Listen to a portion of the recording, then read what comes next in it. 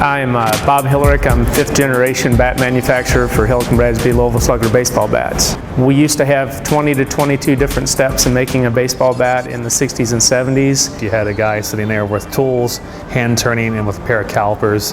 When we used to hand turn, we would come in here and we would get the particular model that was calling for. Like this model here is the actual Babe Ruth bat that we turned his bats off of.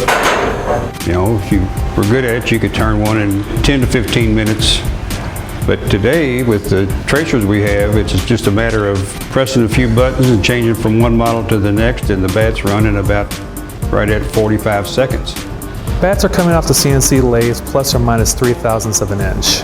The only thing that's really left up to us is to choose the right model and the correct weight for the bat being selected.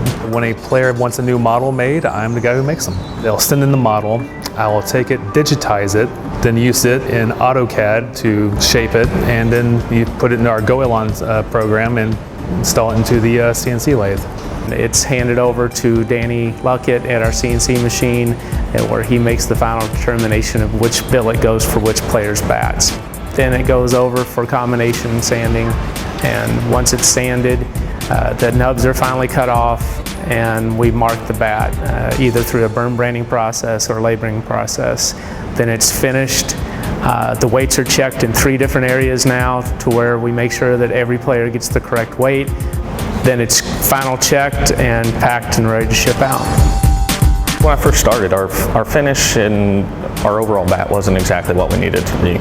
We looked at our product, we looked at the competition's product, and we said, hey, there's some neat innovations out there. How can we match their innovations and make them better? We've made the finishes on our bats harder.